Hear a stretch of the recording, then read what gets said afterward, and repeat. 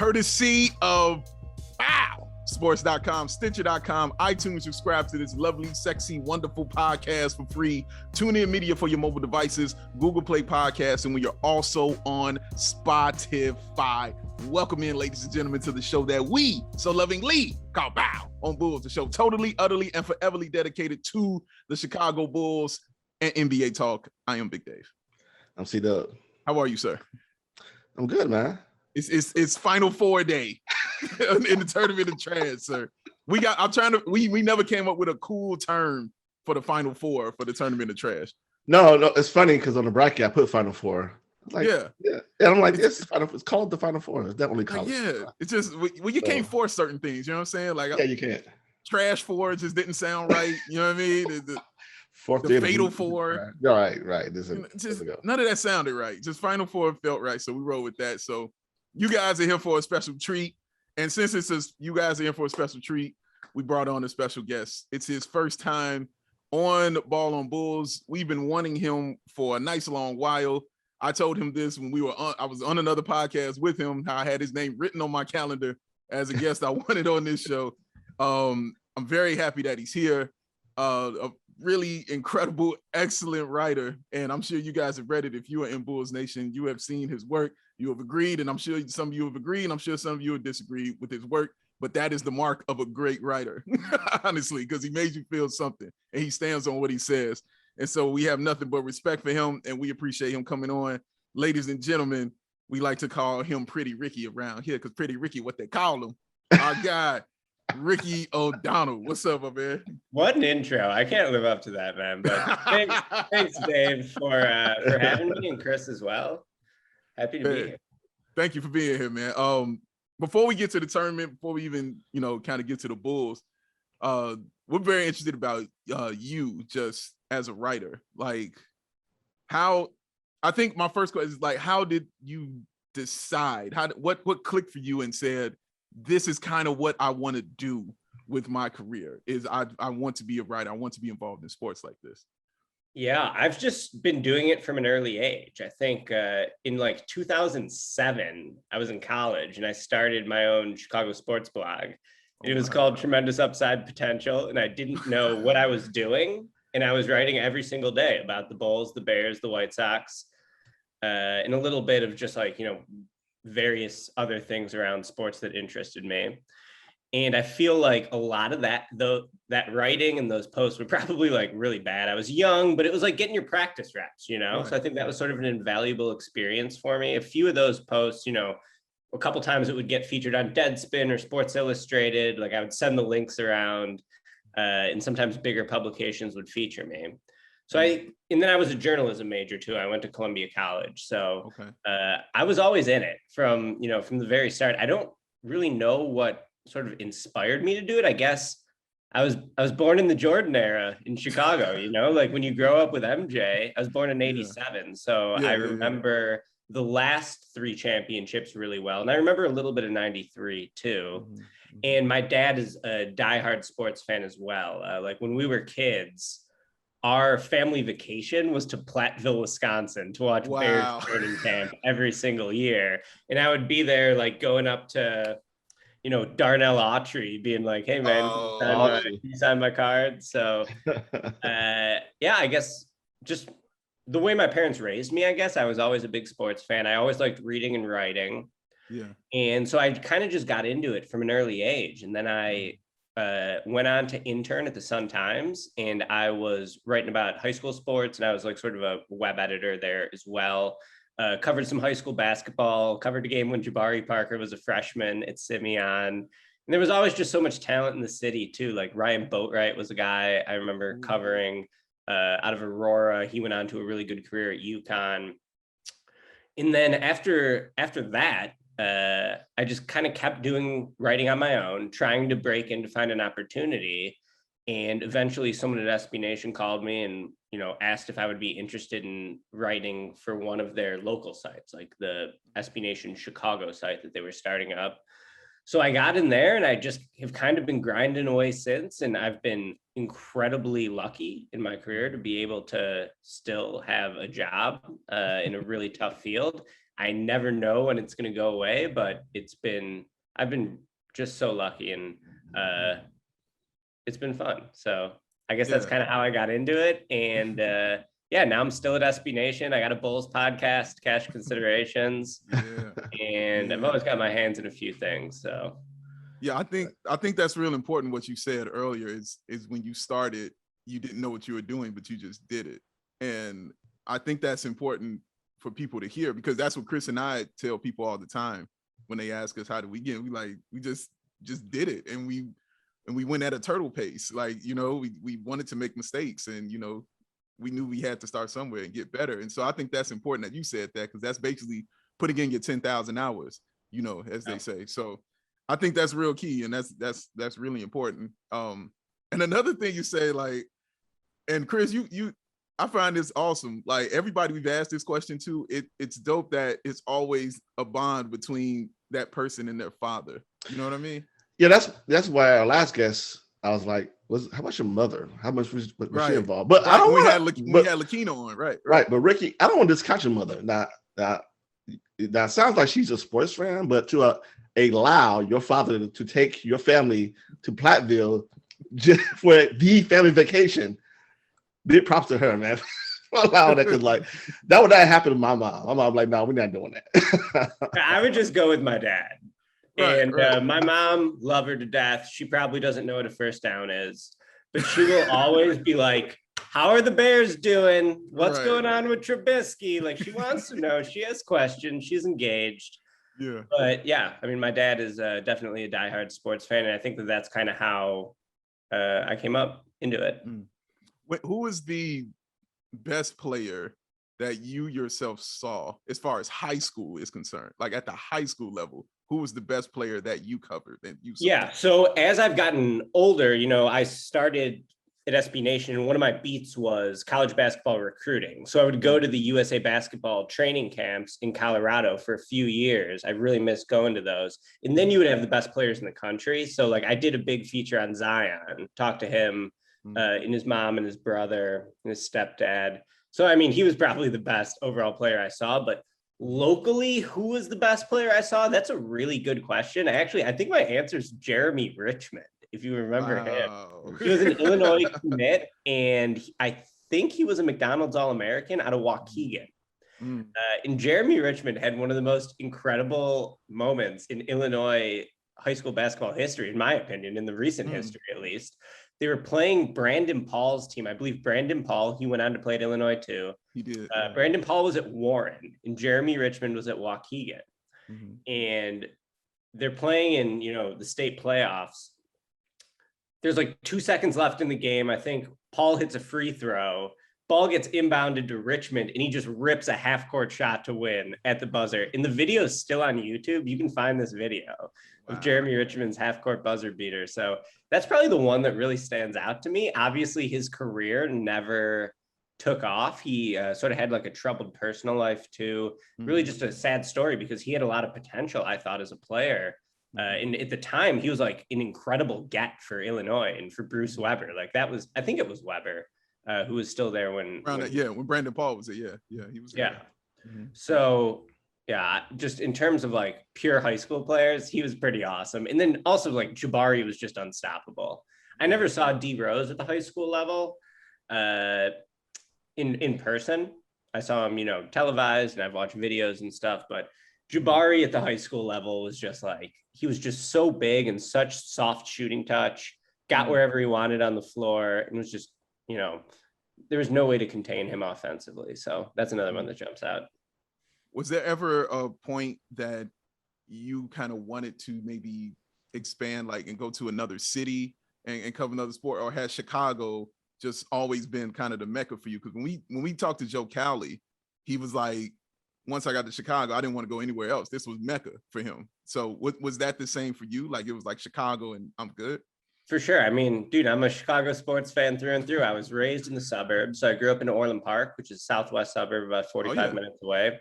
And I've been in the city now for like 13 or 14 years, right? So I've just always been here. I hope I never have to move for anything, but maybe I will. Who knows? Depending on how my career goes or relationships go, stuff like that. So we'll see. But Yeah, I would love to be in Chicago always. And, Yeah. I feel like this is my home. And also, like, these are the teams I know. These are the teams I grew up with. Like, these are the teams I want to cover in my career and write about in my career. So, yeah.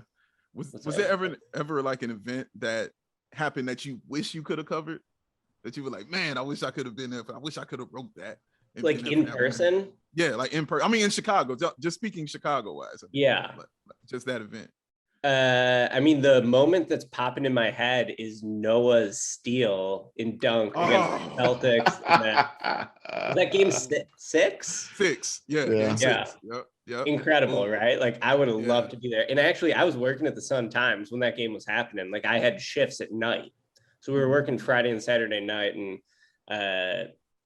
so I was like sort of watching that game in the office, but also had work to do. And I was like losing my mind that this insane series was ever even happening.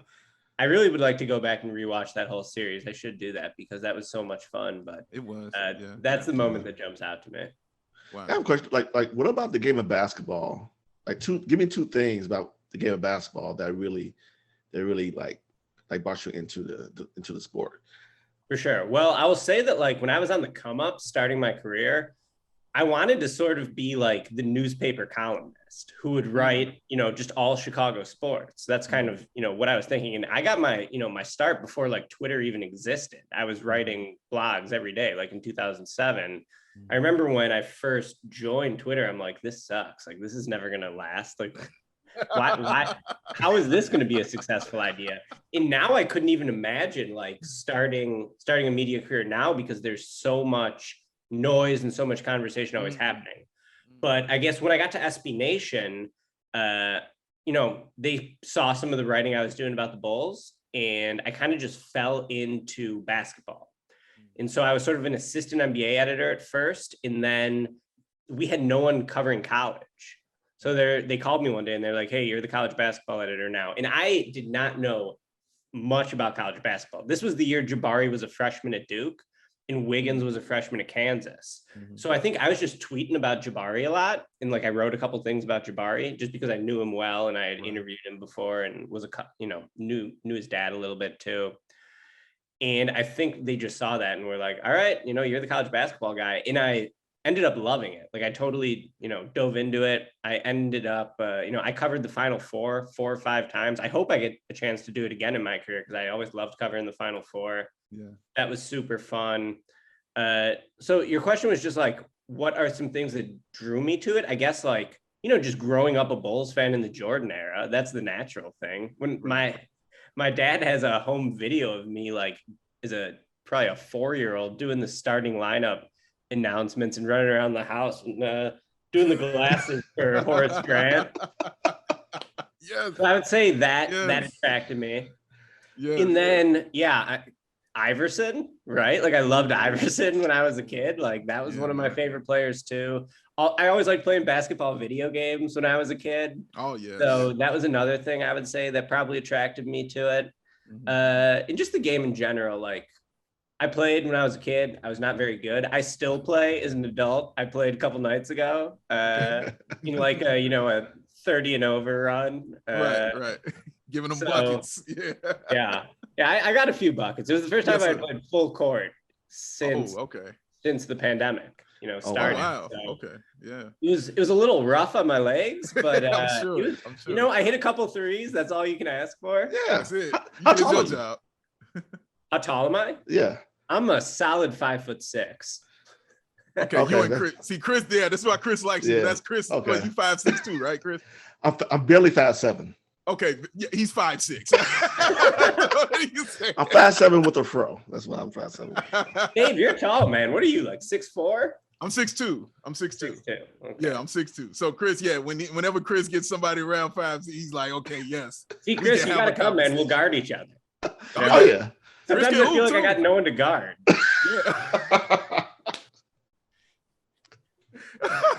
And Chris can play, man. Chris can definitely play.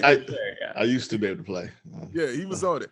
Did you have a sports moment that was just the saddest thing that you just covered and you were like, I don't want to write about this because I can't believe I just really experienced it. D Rose ACL tear. Easy. Yeah, super emotional. I used to write constantly about Rose when he was in his heyday with the Bulls.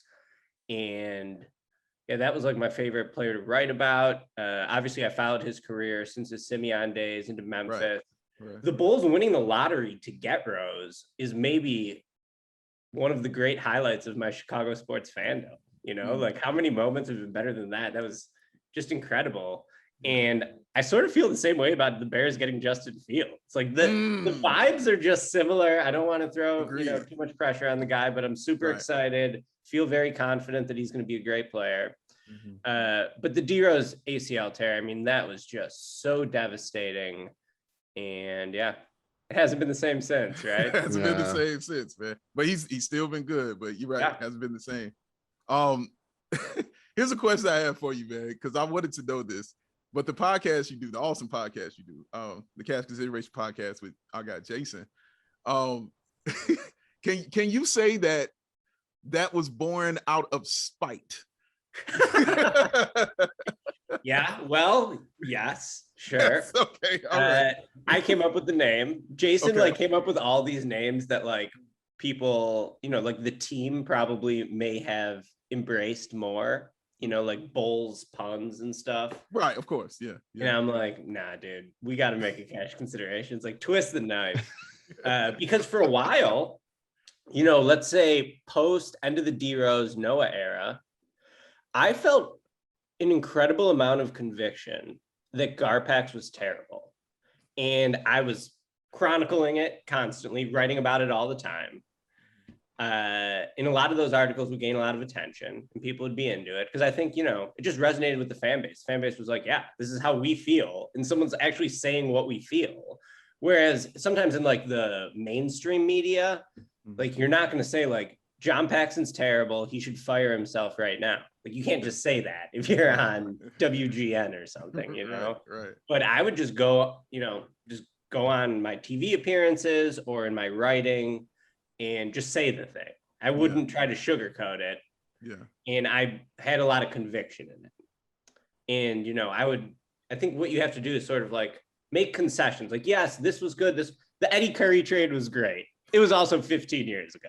The Jimmy Butler pick was awesome. They also went 0 for 9 after Jimmy Butler in first round picks.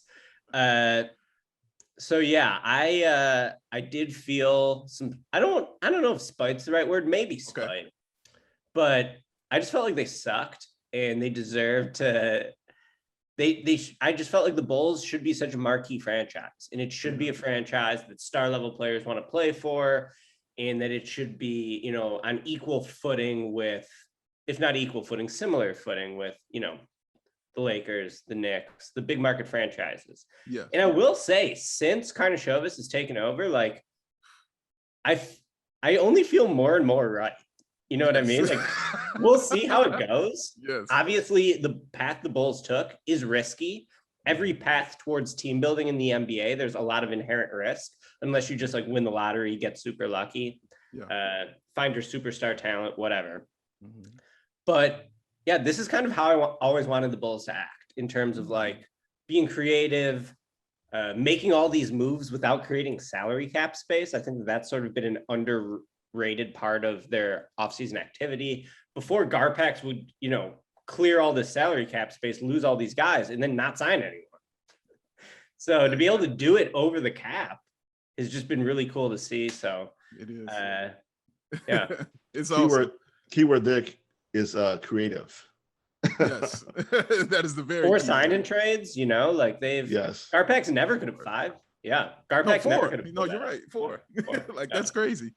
Now before I get into the Bulls talk, I just have one more question.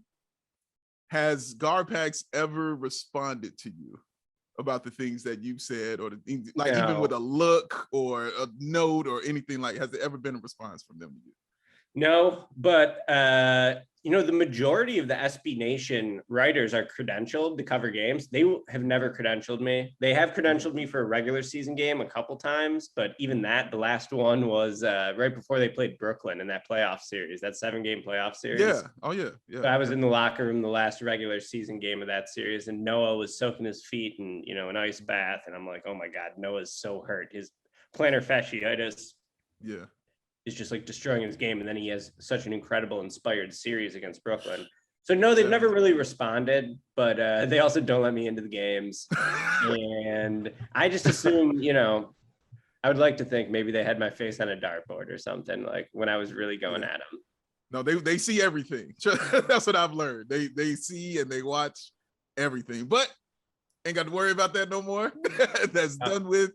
That's over with, man. We can now talk about the good times and good things about the Chicago Bulls.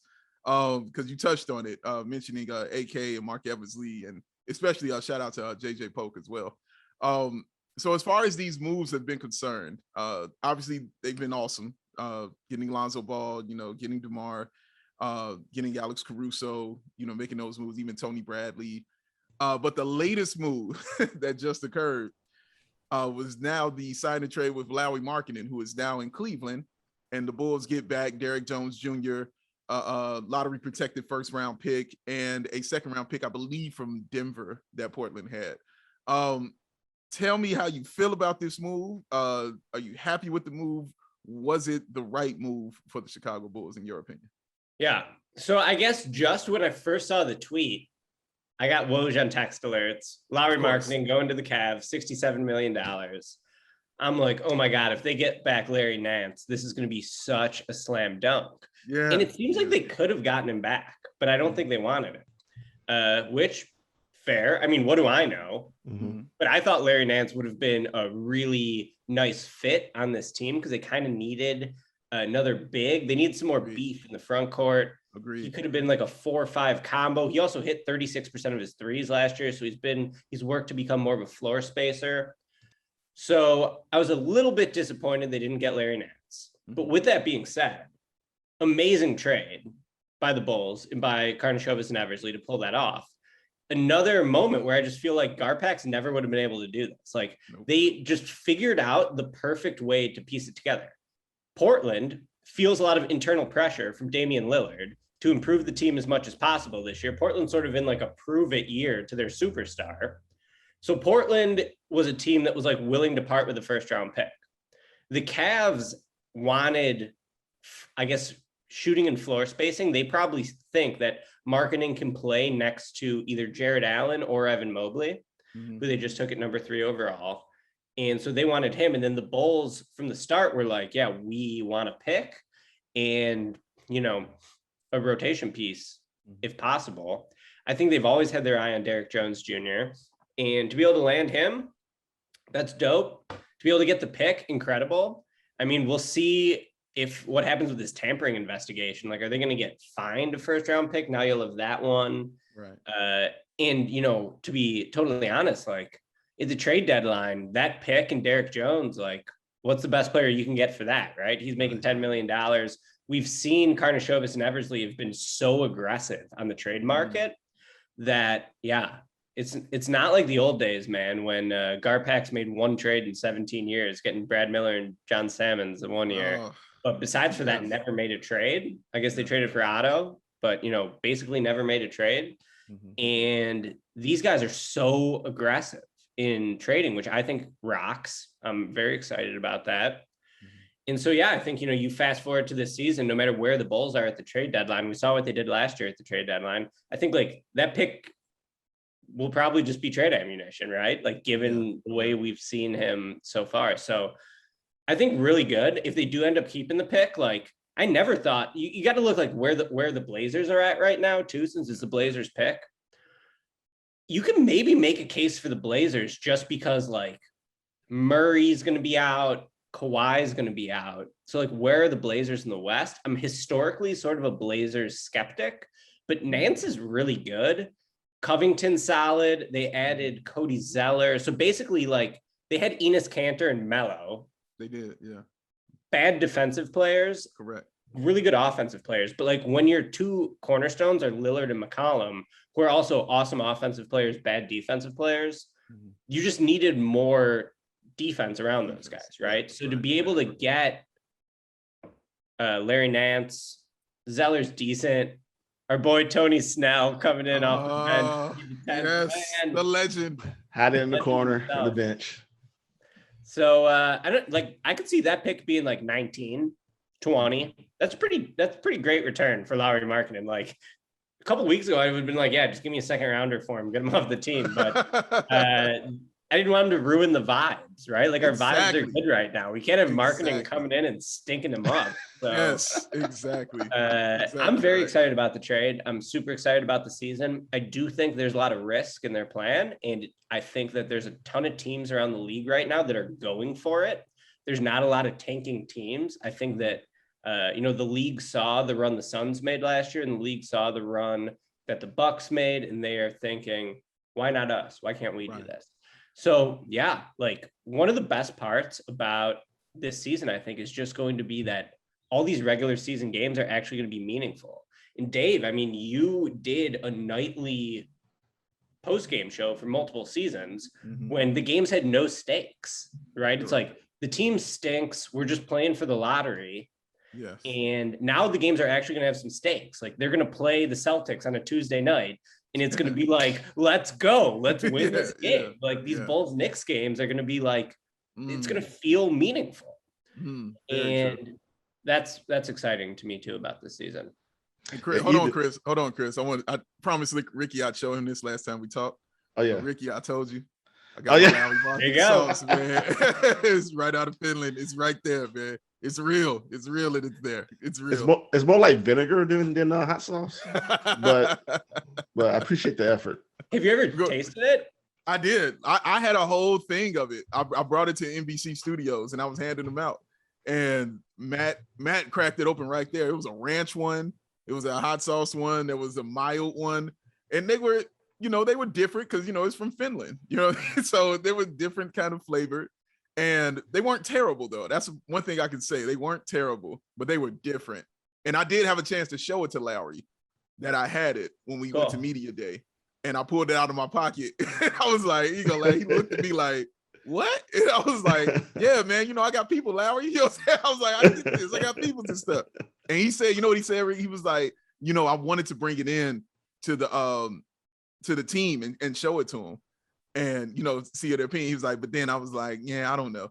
And you know what, wild? When he said that, at that moment, I realized he was like 20 years old.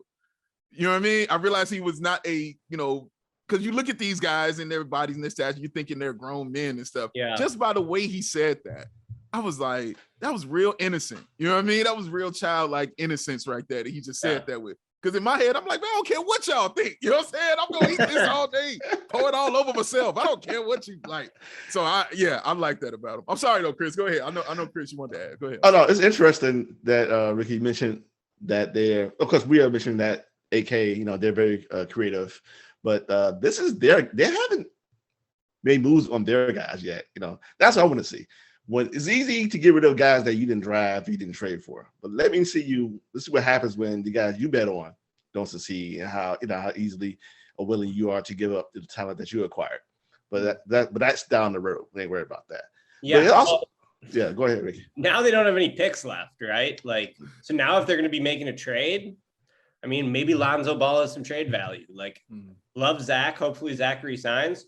Yes. Maybe they trade Zach to get a player who they think is better than him, right? So Patrick Williams would be the other guy, the obvious guy, right? Yeah, Patrick Williams is the chip.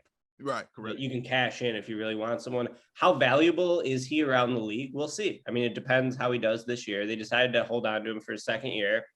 I am super excited about Pat. I think that, it's going to be an interesting year for him because it feels like offensively, he's going to have a really small role. Like last year, he had a very low usage rate. He was pretty much just used as like a floor spacer, catch and shoot guy. I don't think that's the strongest part of his game. Like I like him handling the ball and being able to try to take a guy off the bounce, get into his mid-range game. I think he's shown some good passing ability. So I just wonder where is he going to fit in offensively? But then defensively, he has a ton of responsibility.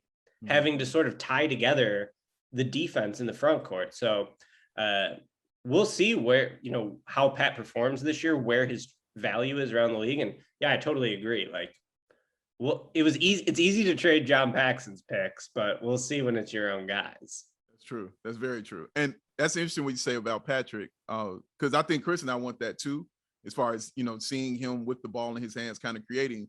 But I don't think he knows how to dribble yet. Like he hasn't really been good at that. At least we've seen that in the summer league. He had quite a few turnovers trying to make moves. And as Chris kept pointing out to me, like he doesn't have a move. Like he still doesn't have a go-to move yet that he can do. But the great thing about it is he's not going to be asked to do all that stuff, kind of this year. Do you see it kind of more, that style kind of more happening for him this year with the second unit? Because I kind of see it, that's kind of where he'll get that opportunity to, kind of fill that out.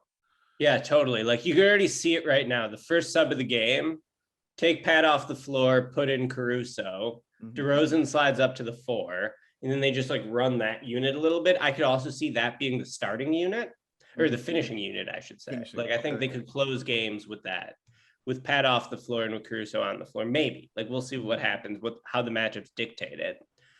But I think that, when you do go to bench minutes, it would be cool to let Pat be able to run with the 2s a little bit, go against bench guys, try to get his confidence up a little bit offensively, and just take on more responsibility offensively than what he's going to get playing with DeRozan and Levine and Vucevic.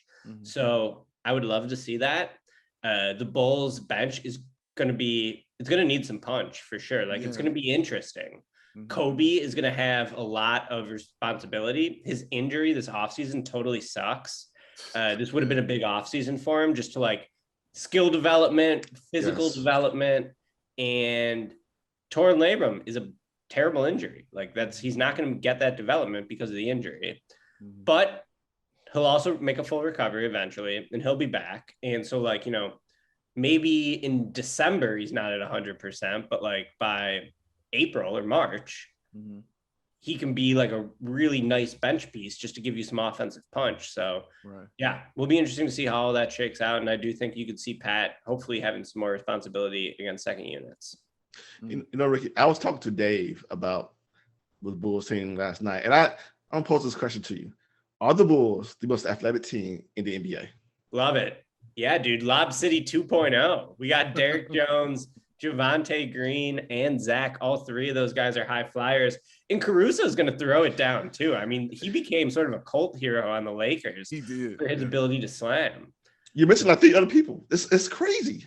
Like, I think this may be the most athletic team in NBA history. It's just like athletes. Say it. I'm honest because like you missing 3 people and you're missing like 4 other people in the team. Pat Williams is one of the most athletic people in the NBA. Levine, DeRozan is still athletic. Yeah. Athletic. You got Derrick Jones Jr. won a dunk contest, jumping over people from the free throw line. And you got Caruso. That's 5 people.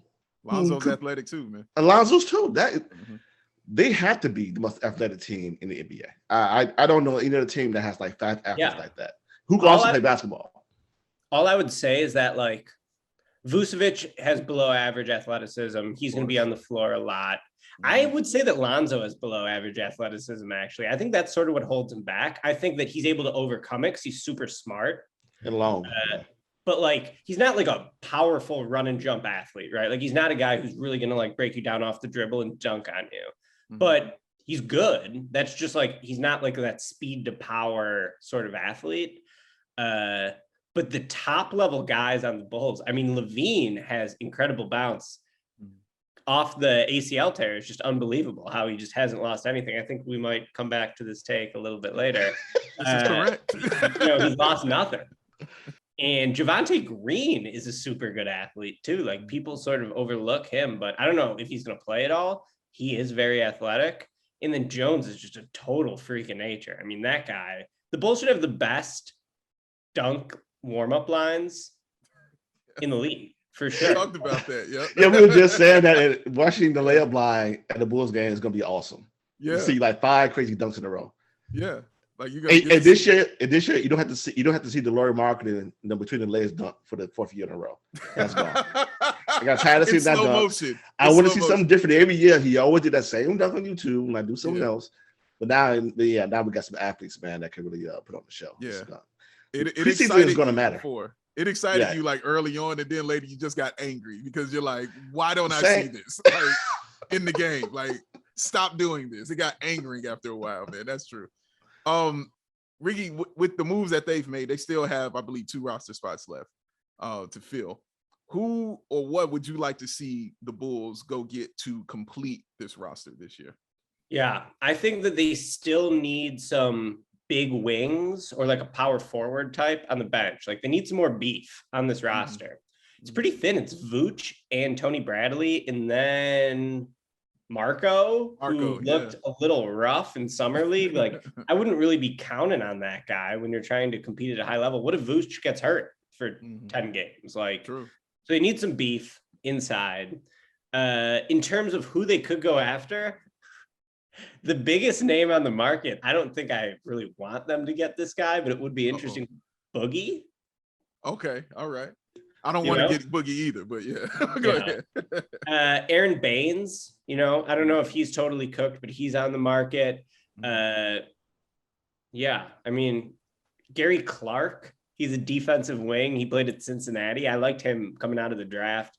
He hasn't really established his place in the league yet, but he's an awesome defensive player who just really doesn't have much offensive game. But that could be a guy. I think Harry Giles is still on the market too. He is. That could be another young big. So I would just look for someone like that. James Ennis is another guy, or Enos. And then I think the obvious dude is Paul Millsap. If they could get Millsap, that would be like the perfect guy. But everyone's going to want Millsap. And I think just sort of reading the tea leaves, there was a recent report on Millsap, and he has a lot of suitors. They didn't name the Bulls in that. I think Jake Fisher for Bleacher Report wrote it.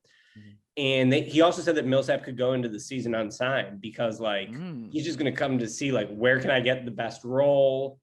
Maybe the most money too. So Millsap would be perfect. Obviously he has the Karnisovas connection because Karnisovas signed him from Atlanta to Denver. Yeah. But I'm not getting my hopes up too much on that just because there hasn't been a lot of smoke on it yet. But a player that he would be the perfect guy. But, just another sort of big who could play the 4, space the floor a little bit on offense would be really nice to get. Yeah, I think Millsap is who I'm just targeted in on. I'm point blank, dead-eyed range on Paul Millsap. And the one thing I've learned about AK and Mark Eversley is they go get their guys. If they want it, they go get it. And they've been really successful at that, starting with Billy Donovan. Like they want that guy, they go get that guy, and that guy comes here. Who else is still on the market too? Sure. Robert Ory 2.0. Luke Cornett, unsigned, on the market. Thought we were friends, Ricky. Why you got to do that? Yeah, I do that. Would you take? Actually, I got a man on the Phoenix Suns as Robert Ory 2.0 down the road. Bridges. Yeah. Oh yeah, he's nice. Bridges, yeah, because he's steady, and he looks like to me like another version of Robert Ory. But Ricky, what about Aldridge? LaMarcus Aldridge? Do you think he's too slow? Is he too old to be on his team? Well, he had the health issue. So he had the health issue and had to retire. So I think that's the first thing. Like, don't come back if you're gonna die playing basketball. That. Good advice, kids. No team is gonna want him to touch that, right? Yeah, but if he's cleared to play medically, I'd take LMA. Bench roll 15 minutes a game, 10 minutes a game, put him in. I think that would be interesting. And him and Vucevic do sort of have like somewhat similar skill sets where they can both post or pop. So you probably wouldn't have to change the offensive schemes too much. Yes. If you were to get someone like that, that could be something to think about. But yeah, I don't know what his medical situation is currently. I just, obviously remember his sudden retirement right after he got to Brooklyn last year. Mm-hmm. Yeah, and the other reason I want Mill is I love goons, Ricky. Like I think all teams need goons. And you kind of see that with Milwaukee. Milwaukee was full of goons. And even on Phoenix had a goon on their team as well. But I like goons, man, and I don't think you can win without. And Millsap is the kind of goon I think fits with this team more so than Boogie would. Yeah. Because Millsap is a little different. You know, it's a little more polished than his goondom. You know what I'm saying? Like it's a toughness to him. Like I want teams when they see us to be like, okay, we can't go push these guys around because, you know, we still got this dude right here. We got to worry and contend with. Yeah. He would be awesome. I hope they land him. I totally agree that he would be a perfect fit, like for what the team needs on the court and also just like some intangible stuff, as you mentioned. So yeah. Who's the biggest goon on the Bulls right now? That's what I mean. Like it's, I can't even point him out to you. Like this dude is the goon. I guess it'd be Caruso is the biggest goon right now. I guess so. Like, he's the one, you know what I mean? That'd be the biggest one. But I like my goons who can get 6 fouls, you know, because I don't need them. You know, I don't know I'm gonna need Caruso. So I'm like, well, you know, he gets ejected from the game, we'll be okay. You know what I mean? Like we'll be fine. You know, it's kind of how I want him. But looking at this team, Ricky, and you've seen all these moves that they've made, and obviously they're gonna be better. Where do you have the Bulls finishing at the end of the season? Great question. I don't know. It's tough. Like, are they better than the Celtics? Are they better than the Knicks? Are they better than, even the Wizards will be pretty good with Dinwiddie and Beal. Mm-hmm. So it'll be interesting. I think 6 is probably where I'd put them, which would be awesome. If you could get 6, I think that would count as a really good season. You'd be out of the play-in tournament. You'd have a potentially winnable matchup in the playoffs. But like every season, the thing that's going to determine this season, the biggest thing is just injuries.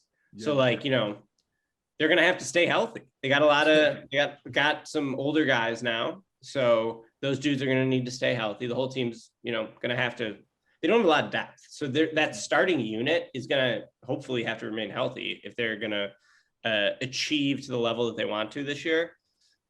6 to me feels like a pretty good spot. Like you would have Brooklyn, Milwaukee, Miami, Atlanta, Philly over, and then the Bulls, hopefully. So we'll see. I completely agree. I have them at 6 as well. That's exactly why I have them. Chris, what do you have the Bulls finish? Yeah, 6 or 7. I think that's about right. Mm-hmm. I think they're better than the Knicks. I'm sorry. I don't think they're better than the Knicks. So? The Knicks. Thibodeau is such a good regular season coach. Thibodeau, excellent in the regular season. I know, but I don't think Randall is going to be. And I like Julius Randle, but I think he peaked. Yeah, he could regress a little bit for sure. Yeah, and Kemba Walker, I love Kemba coming in the NBA, but he's not like taking that next level in the NBA like I thought he would.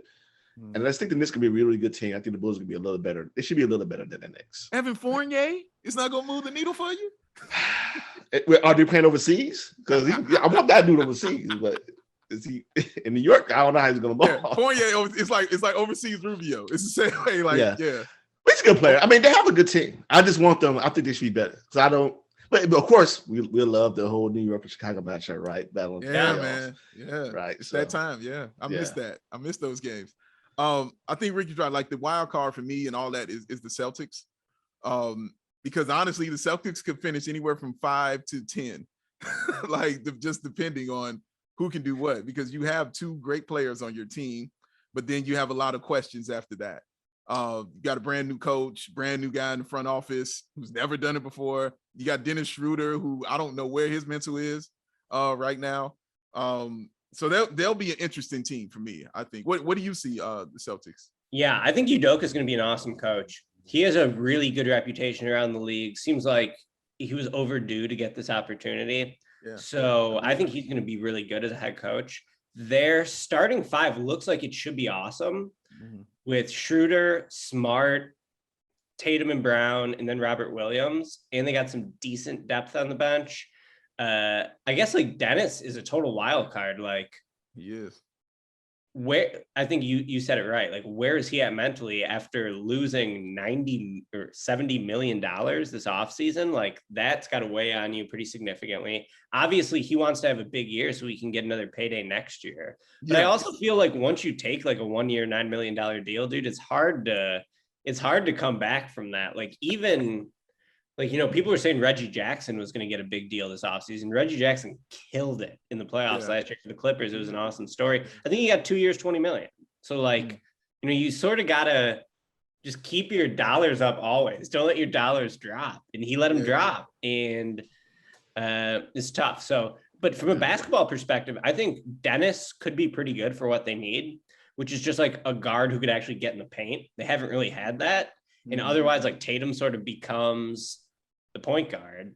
And Tatum's amazing. I think he's like a borderline top 10 player probably, but he's still very young. And yeah, like, you know, not everyone is meant to play like James Harden, right? Like it seems like a lot of the best players in the league have kind of taken that responsibility on, and some guys handle it better than others. Tatum rocks. I think that he's a great player. Like I have nothing to, I was, if we were going to do a tournament of my worst takes, I had Josh Jackson over Jason Tatum in that draft. Wow. That was a bad take. Has not turned out to be a good player, and Tatum's just a killer. So yeah, Celtics, you know, could easily see them being better than the Bulls for sure. I think that'll be a team that they have to go against. I think injuries will probably be the biggest factor in deciding like how that middle tier shakes out. But you know, the best thing about it is like, we'll see. Well, they're going to play, and it's going to be fun. Those games are going to be intense. They're going to be meaningful. They're going to have real stakes. So all good things this year. Let me ask you this one more question before we get to the tournament. What's the one move that you've seen this Bulls front office make that let you know that, oh my God, these guys are really serious about winning? Yeah. Well, the Vucevic move was the first one. I thought that was a little bit of an overpay. You know, that's something that I think we've seen from this front office is like, they're willing to overpay to get their guys. But then like a flip side of that too, is like, they're also sort of preying on the bad front offices and on the teams that like aren't as well run. We saw that with the Pelicans, and we saw that I think with Cleveland with this marketing deal. So the move that really made me excited was Lonzo. When we got Lonzo, because like there's so much buzz about it, but like also he was a restricted free agent. The Pelicans just could have matched. The Bulls didn't have that much leverage in this, right? But they got it done. And they got it done because they convinced Lonzo that Chicago is where he needed to be. And wow, how many, like what? The Bulls don't do that ever. They're the team that like strikes out on these guys. And of course, like Lonzo isn't like, you know, franchise changer, max level guy, but also you don't get a dude that age with that type of pedigree entering a second contract very often. So to be able to have him for, you know, what is he, 23 or 24? Like his 24, age, 24, 25, 26 seasons. He's only going to get better. And that's really exciting to me. Like, I think Lonzo's just going to make the team more fun too. Like, with his transition ability, they haven't had a passer as good as that. They haven't had someone as smart as that. So I think that was the move that really got me excited. You know, the one for me was firing Jeff Tanaka. That's when I knew they were serious. That's when I knew they were serious. I was like, they're always on brand, man. You're always coming back to Tanaka. Hey, man, he had to go. It's when I knew it. I had a hit list, Ricky. He was the first. He was number 2, and he was the one up out of here, man. When they did that, Rick, I promise you, I was ready. I was ready, man. Chris, to tell you, I was ready. Yeah. All right. Let's get to the fun stuff. Let's get to why we're here. This is the Final Four of the 7th annual tournament of trash. This is the worst ball sports takes. These are the worst takes that Chris, myself, and our guy D Jackson have made over these said years that we've been doing this podcast. It's been really awesome. We had D and Tony on the first round. We had Celine for the second round. And now, Ricky, the honor is bestowed upon you, sir, because you get to decide who goes to the championship round. And when we get to the championship round, everybody on Twitter will get to decide who wins the Please Retire Norm Van Leer Trophy Award, which is what you win from winning the tournament of trash. So, Ricky, this is a Final Four. I'll leave this up to you. Would you like to start in the trash region, or would you like to start in the garbage region? Let's go in the trash region. The 2 finalists are Ben Wallace is not a Hall of Famer. Ben Wallace is not a Hall of Famer, said by D Jackson. And against the number 3 seed, Levine won't be as athletic after surgery. He is a Ricky Davis type. Also said by D Jackson. So Ben Wallace is not a Hall of Famer. D Jackson and I would have this argument all the time before. He just didn't believe Ben Wallace should be in the Hall of Fame because he never averaged 10 points a game. I said he basically has four MVPs. Like, you know what I'm saying? Like, and Dikembe is the only other one to do that. And there's no way you keep that out of the Hall of Fame. We made a bet that he would be in there between the next 5 to 7 years, he would be there. I won because he got there in 4. And it's always fun to just tell D Jackson about that. And now he owes me a case of 805 beer, and I'm going to make sure he pays up on that. Against the number 3 seed, Levine won't be as athletic after surgery. He's a Ricky Davis type. Again, said by D Jackson. He didn't believe it when he said it, when we said this on the show. I had to go back and dig, and I found it, and I played it for him. I put it on the show. Yes, you said this. You called him a Ricky Davis type, which I believe was just incredibly insulting. And it was just hilarious. And he has been even more athletic after his surgery. He is just, I mean, you wouldn't even know anything happened to him. He's just been amazing, you know, all-star, you know, now gold medalist. Like, Zach Levine has been incredible. So he has definitely surpassed that take, both of them. He has definitely surpassed both of these. So, Ricky, it's on you, sir. Who goes on? The number 1 seed, Ben Wallace, is not a Hall of Famer. Against the number 3 seed, Levine won't be as athletic after surgery. He's a Ricky Davis type. I am all ears.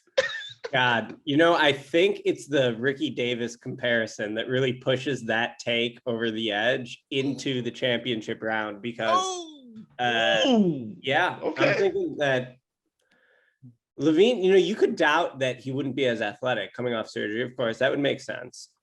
But a Ricky Davis type, I mean, that's just tough. So I'm going to go with that take into the championship round. Oh, wow. This is amazing because my pick to go to the championship and win it all was that take. That was the take I bet on. That is going to the championship round. I am very, very excited right now. Chris, you good with this? Well, that cherry on top about Ricky Davis type, this pushes it over the edge. Yeah, man. He said it with such conviction. When we listen back to I remember Dave and I thought he was sick on the show. We was like, "Are you okay?" And he doubled down on it. We was like, "Okay," like. Yes, he did. He doubled down on it. He did. He said he'll put up numbers, you know, like Ricky Day. He'll put up those numbers, but you know, he just won't be that dude like that. You know what I mean? I'm like, no, he's not Ricky Davis though, bro. Not Ricky Davis. Like, oh my goodness. So yes, that will go to the championship round. Wow, that was awesome. Let's go to the garbage region. The number 1 seed, Luka won't be good, said by Chris, going against the number 4 seed, Lauri Markkanen, and we all know that was this guy, me, right here. Chris did not believe Luka Doncic would be good, thought he was too slow, didn't think he'd be anything in this league, and it was just fun to just like, hey, Chris, he just had another 30-point triple-double. Chris like, yeah, I don't know. You know what I'm saying? I got to see a little bit more. Chris, dude, he did it again. Like, Chris, that's never really been done in NBA history. He does it you know, it won't work. Let's see it, you know, later on. And then, you know, hits the game winner and stuff in the play. It didn't take long for Chris to, you know, it just took a couple of months for him to finally say, okay, yeah, okay, all right, fine. All right, the dude's good, all right? He's good. So, yeah, Luka being good.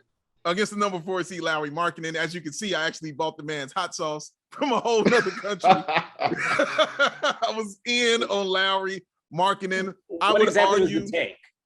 I thought he would be really, really good. Like, yeah. I just thought he would be that dude. I wrote an article, Ricky, in NBC Sports Chicago, where I was comparing his journey to Dirk Nowitzki. I was comparing it because the same way I didn't believe in, well, I shouldn't say didn't believe. I believed in Dirk, but I was always hard on Dirk. I would be like, when Dirk would have 35, I'd be like, he should have had 45. Like, I was always, because I saw how great he could be. And when it finally clicked for Dirk, Chris will tell you, like, a tear almost came out of my eye. I was so happy. My God, I was so happy for Dirk, man. And I thought Lauri was kind of on that same path because it kind of mirrored a little bit.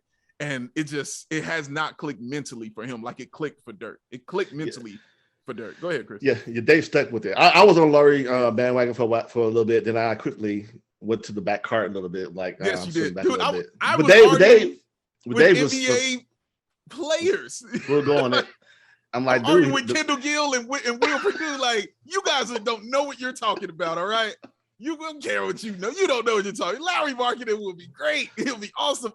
He'll make an all-defensive team, too. Yeah, he'll do it, Kendall Gill. You know, what do you know about defense, Kendall Gill? Yes, man. I was all in, Ricky, on Lauri Markkinen. So who moves on, Ricky? The number 1 seed, Luka won't be good against the number 4 seed, Lauri Markkinen will be good. Yes. I love the dichotomy here. Yeah, perfect timing too, right? As someone who writes about the draft, covers the draft, I've had many bad draft opinions over the years. Kind of just comes with the territory. No one's ever gonna, be able to nail that. I already exposed probably my worst one ever, which was Josh Jackson over Jason Tatum. But there's many bad ones every year, of course, as with everyone. But I was very confident in Luka. I thought Luka was definitely the best player in that class. I thought that his resume spoke for itself in terms of like how accomplished he was in EuroLeague.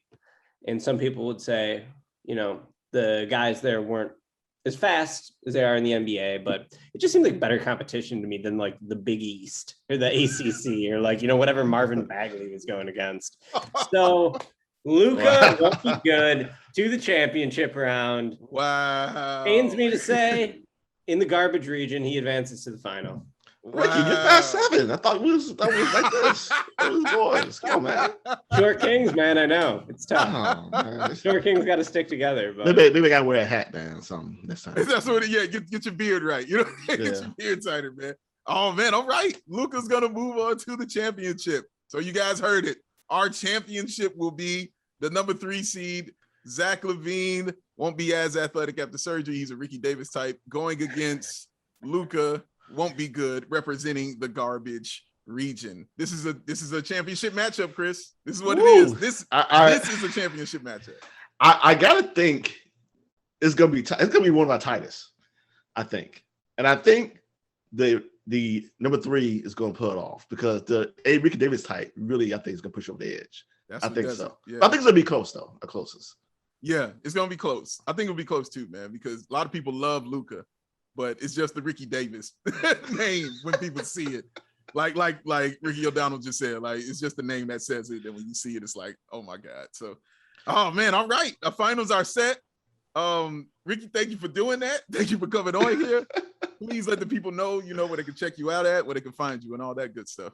Yeah, you can find all my work at sbnation.com. You can check out my Bulls podcast, Cash Considerations, available wherever you listen to your podcasts. And on Twitter, at SBN_Ricky. Yeah, and you can check us out at ballsports.com. Anywhere you listen to podcasts, we are definitely there. Follow us on Twitter at BallSports and follow Chris at BallSports1. And we are also on Instagram at BallSports. Chris? Yeah, and you can also check us out on YouTube. So we posted, pretty much going to post all of our podcasts down on YouTube. So you can find all the Tournament Trash videos on YouTube and see Ricky O'Donnell, see how pretty Ricky is. Pretty Ricky, what they call him. on your computer. So yeah, man, it's fun, man. Great finals, man. I can't wait for the poll. This was awesome, man. Thank y'all for another spectacular year of the Tournament of Trash. We shall return with another one next year. For our guy Ricky O'Donnell, for my man Chris, aka C-Dub, I am Big Dave. Y'all be blessed. Y'all be cool. We out. Peace.